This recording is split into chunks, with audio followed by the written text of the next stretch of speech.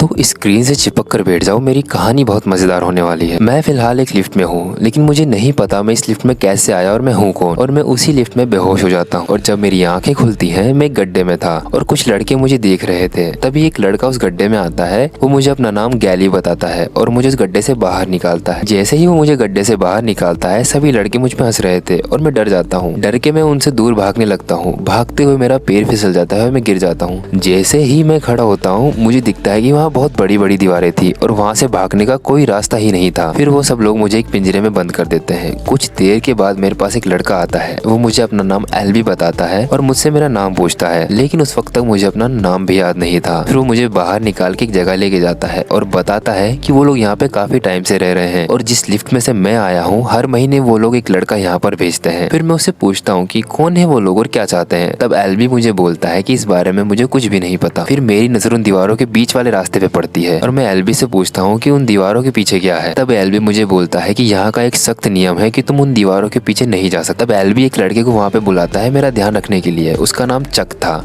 लेकिन मैं अभी भी सोच रहा था कि उन दीवारों के पीछे क्या है। तो मैं उन दीवारों की तरफ जाने लगता हूँ, लेकिन चक मुझे मना करता है। तभी दो लड़के उन दीवारों के पीछे से भागते हुए आते हैं और मैं चक से पूछता हूँ कि ये दोनों अंदर क्या कर रहे थे। फिर चक मुझे बताता है कि उन दीवारों के अंदर जाने की अनुमति सिर्फ इन लोगों को है और इन लोगों को रनर कहते हैं क्योंकि ये सबसे तेज दौड़ते हैं, बस यही अंदर जा सकते। लेकिन फिर भी मैं उन दीवारों की तरफ जाता हूँ। तभी वहाँ पे गैली आ जाता है और मुझे धक्का देके नीचे गिरा देता है और बाकी सब लोग भी वहाँ पे आ जाते हैं और मुझे अंदर जाने से मना करते हैं। लेकिन मैं उन सबसे पूछता हूँ कि आखिर तुम लोग मुझे अंदर क्यों नहीं जाने दे रहे। तभी एक जोरदार हवा उन दीवारों के बीच में से आती है और उन दीवारों का रास्ता बंद होने लगता है। उस वक्त तक मेरी थोड़ी थोड़ी फटने लगी थी। फिर रात हो जाती है और वो लोग मेरे आने का जश्न मना रहे थे। मैं एक लड़के के साथ बैठा था जिसका नाम म्यूट था। म्यूट मुझे बोलता है कि इस पूरी जगह को मेज बोलते हैं और वो लोग पिछले 3 सालों से यहाँ फंसे हुए हैं। फिर वो मुझे उन रनर्स के बारे में बताता है। वो बोलता है कि हर सुबह ये लोग उन दीवारों के अंदर जाते हैं और यहाँ से बाहर निकलने का रास्ता ढूंढते हैं। ये लोग पिछले 3 सालों से रास्ता ढूंढ रहे हैं। मैं पूछता हूँ कि पिछले 3 सालों से रास्ता ढूंढ रहे हैं तो इनको अभी तक रास्ता मिला क्यों नहीं। फिर म्यूट बोलता है कि हर रात ये मेज अपना रास्ता बदलता है और इन दीवारों के बीच में क्रिएचर रहता है और जो रात होने से पहले उन दीवारों से बाहर नहीं आता वो मारा जाता है। फिर गैली वहाँ पे कुछ लड़कों के साथ कुश्ती कर रहा था और गैली मुझे भी अपने साथ कुश्ती करने के लिए बोलता है। हालांकि वो मैच फ्रेंडली था तो मैं उसके लिए तैयार हो जाता हूँ, लेकिन मैं ज्यादा देर गैली के सामने टिक नहीं पाता तो गैली मुझे नीचे गिरा देता है और जैसे ही मेरा सर जमीन से लगता है मुझे अपना नाम याद आ जाता है और मैं सभी को चिल्ला चिल्ला के बोलता हूँ कि मेरा नाम थॉमस है। इस वक्त तक मुझे अपना नाम याद आ चुका था और जैसे ही मुझे मेरा नाम याद आता है वो लोग जश्न मनाने लगते हैं। अगले दिन सुबह एल्बी मुझे एक दीवार के पास लेके जाता है। वहाँ उन सभी लड़कों के नाम लिखे थे जो कि इस मेज में है और वहाँ पे कुछ लड़कों के नाम कटे हुए भी थे। ये उनके नाम थे जो कि यहाँ पे मर चुके हैं। फिर एल्बी मुझे भी अपना नाम वहाँ पे लिखने के लिए बोलता है। फिर कुछ देर के बाद मैं म्यूट के साथ था। मैं म्यूट से पूछता हूँ कि आखिर हम इन दीवारों के बाहर क्यों नहीं जा सकते। फिर म्यूट मुझे बोलता है कि इन दीवारों के पार जाने की हर मुमकिन कोशिश हम कर चुके हैं, लेकिन यहाँ से बाहर निकलने का कोई भी रास्ता नहीं है। फिर म्यूट मुझे जंगल में से फर्टिलाइजर लाने के लिए बोलता है और मैं फर्टिलाइजर लेने जंगल में जाता हूँ। तभी वहाँ पे एक लड़का आ जाता है जिसका नाम बैन था और ये उन्हीं रनर्स में से एक है, लेकिन वो थोड़ा अजीब लग रहा था। वो आते ही सीधा मेरे ऊपर हमला कर देता है और मुझसे बोलता है कि इसमें सारी गलती मेरी है और मुझे कुछ भी समझ नहीं आता। मैं उससे दूर भागने लगता हूँ। भागते हुए मैं म्यूट के पास चला जाता हूँ और म्यूट और बाकी सभी लड़के मुझे उससे बचा लेते हैं। फिर वहाँ पे एल्बी आता है और बाकी सभी लोग देखते हैं कि उस लड़के को डंक लग चुका है और वो डंक उसी क्रिएचर का है जो कि इन दीवारों के बीच में रहता है। वो लड़का भी इन्फेक्टेड हो चुका है। फिर सभी लड़के दीवार के पास इकट्ठे हो जाते हैं और रनर्स में से एक लड़का जिसका नाम मिनहो है वो उस इन्फेक्टेड लड़के को वहाँ लाता है और वो सभी लड़के ना चाहते हुए भी उसको दीवार के पीछे फेंक देते हैं और वो लोग काफी उदास थे क्योंकि उनका एक साथी जा चुका था। अब वो उन दीवारों के पीछे गया है तो क्रिएचर से अब मारा जाएगा। फिर वो लोग बैन का नाम उस दीवार से काटने लगते हैं। फिर रात हो जाती है और जब मैं सो रहा था मुझे एक सपना आता है। मैं एक लैब में था और कुछ डॉक्टर मेरे ऊपर एक्सपेरिमेंट कर रहे थे। फिर सुबह हो जाती है। जैसे ही मेरी आंख खुलती है मैं देखता हूँ कि मिनहो और एल्बी उस दीवारों के अंदर जा रहे थे। फिर मैं म्यूट से पूछता हूँ कि एल्बी तो रनर भी नहीं है तो वो दीवारों के अंदर क्यों जा रहा है। तब म्यूट मुझे बोलता है कि एल्बी यहाँ पे सबसे पहले आया था तो वो यहाँ के बारे में सबसे ज्यादा जानता है तो वो अंदर जा सकता है। फिर काफी देर हो जाती है और सभी लड़के दीवारों के पास खड़े होकर उन दोनों का इंतजार करने लगते हैं। मैं भी उन्हीं के साथ वहीं खड़ा था, लेकिन काफी टाइम गुजर चुका था और रात होने वाली, दीवारें भी बंद होने वाली थी। तभी हम मिनहो को देखते हैं जो कि एल्बी को उठा के ला रहा था। यहाँ पे एल्बी बहुत ज्यादा घायल था। दीवारें भी बहुत जल्दी बंद होने वाली। तभी मैं दीवारों के अंदर घुस जाता हूँ ताकि मैं एल्बी और मिनहो की कुछ मदद कर सकूं और दीवारें पूरी तरह बंद हो जाती है और हम तीनों अब अंदर फंस चुके थे। और मैं देख के समझ जाता हूँ कि एल्बी को भी वही डंक लगा था जो कि बैन को लगा था। फिर मिनहो मुझे बोलता है कि तुम अंदर क्यों आए, अब तुम भी मारे जाओगे। मुझे थोड़ा डर लगता है, लेकिन फिर हम दोनों एल्बी को उठा करके वहाँ से जाने लगते हैं। तब मिनहो मुझे बोलता है कि हमें एल्बी को यहीं छोड़ना होगा वरना हम दोनों भी मारे जाएंगे, लेकिन मैं ऐसा नहीं कर सकता था। मैं एल्बी को को वहाँ पे अकेला छोड़ के नहीं जाना चाहता था। तभी मेरी नजर वहाँ पे उग रही कुछ बैलों पे पड़ती है। फिर मैं मिन्हो को बोलता हूँ कि हम एल्बी को इन बैलों में ऊपर अटका सकते हैं। तब हम दोनों एल्बी को उन बैलों में बांधने लगते हैं। जब हम एल्बी को उन बैलों में बांध रहे थे तभी मिन्हो देखता है कि एक क्रिएचर हमारी तरफ आ रहा है और मिन्हो डर जाता है और एल्बी को और मुझे वहाँ पे अकेला छोड़ के भाग जाता है। लेकिन मैं एल्बी को अकेला नहीं छोड़ सकता था, तो मैं नीचे छुप जाता हूँ एल्बी को पकड़ के, और क्रिएचर मेरे पास से जा रहा था। तब मैं देखता हूँ कि वो क्रिएचर एक रोबोट है। फिर मैं एल्बी को वहीं अटका देता हूँ और उस क्रिएचर से छुप जाता हूँ। लेकिन मैं उस क्रिएचर से ज्यादा देर छुप नहीं पाता। वो क्रिएचर मेरे ऊपर आ जाता है और मुझे पकड़ लेता है। लेकिन मैं उससे भागने लगता हूँ। भागते भागते फिर वो क्रिएचर बेलों में अटक जाता है और मुझे भागने का कुछ टाइम मिल जाता है। मैं भागता हुआ फिर मिन्हो से मिलता हूँ। मिन्हो और मैं भागने लगते हैं। फिर मैं देखता हूँ कि दीवारें बंद होने वाली हैं और मिन्हो उन दीवारों के पार जा चुका है। लेकिन मैं उस क्रिएचर को आवाज लगाता हूँ ताकि वो मेरे पीछे आए। जैसे वो मेरे पीछे आता है मैं दीवारों में से भागने लगता हूँ और वो क्रिएचर उन दीवारों में फंस के मर जाता है। अगले दिन सुबह सभी लड़के दीवारों के बाहर हमारा इंतजार कर रहे थे, लेकिन उन लोगों ने उम्मीद छोड़ दी थी कि हम वापस जिंदा भी आएंगे। तभी हम वापस दीवारों में से आने लगते हैं और हम तीनों बिल्कुल सही सलामत थे। लेकिन एल्बी को डंक लग चुका था। फिर मिन्हो ने बताता है कि मैंने उन क्रिएचर्स में से एक को मार दिया है और सभी लड़के हैरान हो जाते हैं। फिर एक मीटिंग बुलाई जाती है। उसमें गैली बोलता है कि मैंने इन लोगों के नियम तोड़ दिए हैं तो मुझे सजा मिलनी चाहिए। लेकिन मिन्हो बोलता है कि इसकी वजह से ही आज एल्बी जिंदा है तो इसे सजा नहीं देनी चाहिए, उल्टा हमें इसे रनर बनाना चाहिए। तभी हम सबको उस लिफ्ट की आवाज आती है और हम सभी लोग उस लिफ्ट की तरफ जाते हैं। तब हम देखते हैं कि इस बार उस लिफ्ट में एक लड़की आई और लड़की के हाथ में एक लेटर था। तभी म्यूट उस लेटर को पढ़ता है। उस पर लिखा हुआ था कि ये आखिरी है। इसका मतलब था कि अब उस लिफ्ट में से और कोई नहीं आने वाला। फिर वो लड़की आंखें खोलती है। आंखें खोलते ही वो मेरा नाम लेती है और फिर बेहोश हो जाती है। और ये वही लड़की थी जिसको कि मैंने अपने सपने में देखा था। फिर मैं वापस उन दीवारों के बीच में जा रहा था, लेकिन मिन्हो मुझे रोक लेता है और बोलता है कि तुम अकेले नहीं जाओगे, मैं भी तुम्हारे साथ जाऊंगा। और फिर मिन्हो कुछ और लड़कों को वहाँ ले आता है और हम सब मिलके उन दीवारों के अंदर जाने लगते हैं। और हम सब मिलके वहीं जाते हैं जहाँ पे मैंने उस क्रिएचर को मारा है। फिर हमें उस क्रिएचर के अंदर से एक कैप्सूल मिलता है जिसके ऊपर 7 लिखा हुआ था। और फिर हम सभी लोग वापस बाहर आ जाते हैं और वो कैप्सूल फिर म्यूट को दिखाते हैं। लेकिन गैली मुझे एक रात तक पिंजरे में रहने की सजा देता है उनका नियम तोड़ने के लिए। फिर कुछ देर बाद मिन्हो मुझे एक जगह पे लेके जाता है जहाँ पे पूरे के पूरे मेज का नक्शा बना हुआ था और वो नक्शा मिन्हो ने खुद बनाया था पिछले 3 सालों में। फिर 2 लड़के हमारे पास आते हैं और बोलते हैं कि वो लड़की जाग चुकी है। फिर हम लोग जाते हैं, लेकिन वो लड़की काफी डरी हुई थी और सबके ऊपर पत्थर फेंक रही। फिर मैं उसे अपना नाम बताता हूँ और उससे अकेला बात करता हूँ। तब वो मुझे अपना नाम टेरेसा बताती है और मैं उसे इस जगह के बारे में बताता हूँ। हालांकि उसको कुछ भी याद नहीं था, लेकिन जिन लोगों ने उसे यहाँ पे भेजा था उन्होंने उसकी पॉकेट में पहले ही 2 वैक्सीन रख दी थी। और ये वैक्सीन उस वायरस की जो कि एल्बी को और बैन को लगा था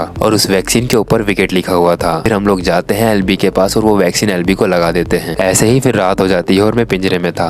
फिर मेरे पास चक आता है और चक मुझे एक डॉल देता है और बोलता है जब तुम यहाँ से बाहर निकलो तो ये मेरे पेरेंट्स को दे देना। लेकिन मैं चक को बोलता हूँ कि हम सब यहाँ से एक साथ बाहर जाएंगे। फिर अगले दिन सुबह मैं और मिन्हो दीवारों के अंदर जाते हैं उस कैप्सूल के जरिए एक रास्ता ढूंढने जो कि हमें उस क्रिएचर में से मिला था। काफी देर तक भागने के बाद में उस कैप्सूल के जरिए हमें एक रास्ता मिलता है जिसके ऊपर 7 लिखा हुआ था। तभी मेज में थोड़ी हलचल होने लगती है और मिन्हो समझ जाता है कि कुछ गड़बड़ होने वाली है। वो मुझे बोलता है कि हमें यहाँ से भागना होगा। तब हम दोनों वहाँ से भागते हैं। गड़बड़ ये थी कि मेज अपना रास्ता बदल रहा था। अब हमें किसी तरह भाग के मेज के पूरी तरह बदलने से पहले ही यहाँ से बाहर निकलना होगा। मेज की बड़ी बड़ी दीवारें आपस में टूट रही थी, आपस में जुड़ रही थी, पूरा रास्ता बदल रहा। हम दोनों किसी तरह से वहाँ से बच के बाहर निकल जाते हैं और हम सबको बताते हैं कि हमें आज एक नया रास्ता मिला है, हम वहाँ से बाहर निकल सकते हैं। लेकिन वो रास्ता उन क्रिएचर्स का है। तभी टेरेसा हमको बताती है कि एल्बी जाग चुका है और हम सब लोग एल्बी के पास जाते हैं। तभी एल्बी मुझे बोलता है कि इन सबके पीछे मेरी गलती है, लेकिन मुझे कुछ भी समझ नहीं आता। तभी बाहर जोर से दीवारों की आवाज होती है और हम सब लोग बाहर आते हैं। तब हम सभी देखते हैं कि दीवारों के सारे रास्ते खुलने लगते हैं। तभी उन दीवारों में से सारे क्रिएचर बाहर आने लगते हैं और सबके ऊपर हमला कर देते हैं। वहाँ पे वो क्रिएचर बहुत तबाही मचाते हैं। हम किसी तरह उसे छुपते हैं, लेकिन वो क्रिएचर किसी को नहीं छोड़ते। अब इस बीच में एल्बी किसी तरह से क्रिएचर का डंक काट देता है, लेकिन एल्बी भी उस लड़ाई में मारा जाता है। फिर वो सारे क्रिएचर वहाँ से चले जाते हैं। फिर गैली मेरे पास आता है और मुझे जोर से पंच मारता है और बोलता है कि इसमें सारी गलती तुम्हारी है, पिछले 3 सालों में ऐसा कुछ भी नहीं हुआ। और मुझे भी कुछ समझ नहीं आ रहा था। फिर मैं उस कटे हुए क्रिएचर का डंक लेता हूँ और खुद को मार लेता हूँ। हालांकि मैं ऐसा इसलिए करता हूँ क्योंकि टेरेसा के पास अभी भी एक वैक्सीन बची हुई थी और वो वैक्सीन मुझे लगा देती। और जब मैं बेहोश था तब मुझे वही सपना वापस आता है जिसमें मैं एक लैब में था, टेरेसा भी, और हम लोग कुछ लड़कों के ऊपर एक्सपेरिमेंट कर रहे थे और वो लड़के यही थे जो कि इस मेज में कैद हैं। वहाँ पर एक डॉक्टर भी थी जो कि मुझे कहती है कि विकेट इज गुड। फिर मुझे होश आ जाता है। मैं और टेरेसा एक पिंजरे में थे, लेकिन म्यूट, मिन्हो और चक बाहर थे। वो उसे बोलते हैं कि गैली ने सबको कन्विंस कर लिया है कि इन सबके पीछे तुम्हारी गलती। फिर मैं उन्हें कहता हूँ कि शायद इन सबके पीछे मेरी ही गलती है, क्योंकि ये जगह कोई जेल नहीं है, ये एक टेस्ट है और जो लोग ये सब करवा रहे हैं उनका नाम विकेट है और मैं और टेरेसा भी पहले उनके लिए ही काम करते थे। फिर हम सभी लोग यहाँ से बाहर निकलने का एक प्लान बना। फिर गैली मुझे और टेरेसा को खुलवाता है। वो मुझे उन क्रिएचर्स के हवाले करना चाहता था ताकि वो क्रिएचर्स वापस यहाँ ना आए। जैसे ही वो लोग मुझे दीवारों के अंदर फेंकने वाले थे, मैं उन दोनों पे हमला कर देता हूँ। तो मिन्हो, म्यूट और चक भी मेरे साथ थे, तो हम लोग उनसे लड़ने लगते हैं। फिर मैं उन सबको बोलता हूँ कि हम यहाँ नहीं रह सकते, ये हमारा घर नहीं है, हमें यहाँ से निकलना होगा। लेकिन गैली बोलता है कि यहाँ से निकलने का कोई रास्ता नहीं। लेकिन गैली के कुछ साथी भी मेरी तरफ आ जाते हैं और हम सभी लोग मिलकर दीवारों के अंदर जाते हैं उस नए रास्ते की तरफ जो कि मुझे और मिन्हो को मिला था। हम सब लोग भागते उस रास्ते की तरफ तो पहुंच जाते हैं, लेकिन वहाँ पर एक क्रिएचर पहरा दे रहा था। हालांकि वो एक ही क्रिएचर था। फिर मिन्हो चक को वो कैप्सूल देता है। वो कैप्सूल एक तरह की चाबी भी थी। वो एक ही क्रिएचर था, तो हम सब लोग डिसाइड करते हैं कि हम उस क्रिएचर से लड़ेंगे और यहाँ से एक साथ बाहर निकलेंगे। फिर हम सब लोग उस क्रिएचर से लड़ने जाते हैं। हम सब लोग लड़ ही रहे होते हैं कि चक से वो कैप्सूल छूट जाता है, लेकिन किसी तरह चक उस कैप्सूल को पकड़ लेता है। तब चक देखता है कि और भी क्रिएचर वहाँ आ रहे हैं। मैं, मिन्हो और हम सब लोग मिलकर उस एक क्रिएचर को नीचे फेंक देते हैं, लेकिन वहाँ पे और भी क्रिएचर आ जाते हैं। तब हम सभी लोग मिलकर उन क्रिएचर्स का सामना करते हैं और चक और टेरेसा जाकर के उस मेन डोर को खोलने लगते हैं। अब उन क्रिएचर से लड़ते हुए हमारे कुछ साथी भी मारे जाते हैं, लेकिन टेरेसा और चक उस डोर को खोलने में कामयाब हो जाते हैं और हम सभी लोग उस डोर के अंदर चले जाते हैं। अंदर जाने के बाद हम लोग देखते हैं कि वहाँ पे काफी सारे डॉक्टर और सिक्योरिटी गार्ड्स की लाशें पड़ी हैं और वो लैब पूरी तरह से तबाह हो चुकी है। फिर वहाँ पर एक होलोग्राम अपीयर होता है, उसमें एक डॉक्टर थी और ये वही डॉक्टर थी और इन सब के पीछे इसी डॉक्टर का हाथ है और इस डॉक्टर का नाम है ईवा बेज। वो हम सबको बताती है कि इस पूरी दुनिया में एक वायरस फैला हुआ है जिससे काफी तबाही मच चुकी है और हम जैसे लड़कों को ऐसी सिचुएशन में रखने पर हमारे माइंड में एक सीरम तैयार होता है। उस सीरम से इस वायरस की वैक्सीन बनाई जा सकती है, इसीलिए हम सबको ऐसी मेज जैसी जगहों पे भेजा जाता है। तब हम उस होलोग्राम में देखते हैं कि वहाँ पे कुछ आर्मी वाले आ जाते हैं और वो औरत भी सुसाइड कर लेती है। तब हम सबके लिए एक नया रास्ता खुल जाता है। तभी वहाँ पे गैली आ जाता है। हमारे पीछे पीछे गैली भी वहाँ तक आ चुका था, लेकिन गैली को एक क्रिएचर का डंक लग चुका था, तो वो इन्फेक्टेड हो जाता है और वो खुद ही होश में नहीं था। उसके हाथ में एक गन भी थी और वो गन को मेरी तरफ पॉइंट आउट कर देता है और वो मुझे शूट करने ही वाला था। उससे पहले मिन्हो उसे मार देता है, पर मरने से पहले वो शूट कर चुका था। लेकिन चक मेरे सामने आके मुझे बचा लेता है और वो गोली चक को लग जाती है। चक वो डोल मुझे देता है और बोलता है ये मेरे पेरेंट्स को दे देना जब तुम उनसे मिलोगे, और चक मर जाता है। चक के मरने के बाद मैं काफी ज्यादा उदास होता हूँ। तभी वहाँ पे कुछ आर्मी वाले आ जाते हैं और हमें वहाँ से लेके जा रहे थे, लेकिन वो ईवा बेज मरी नहीं थी। वो बस हमें ऐसा दिखाती है कि उसने सुसाइड किया था और वो बोलती है कि ये तो बस अभी इनका पहला पड़ाव था, अभी इनके सामने और भी कई सारी कठिनाइयां आने वाली हैं। अगर आपको मेरी एक्सप्लेनेशन अच्छी लगी हो तो लाइक शेयर सब्सक्राइब कर देना, और अगर आप चाहते हो इसका नेक्स्ट पार्ट भी मैं एक्सप्लेन करूँ तो कमेंट करना।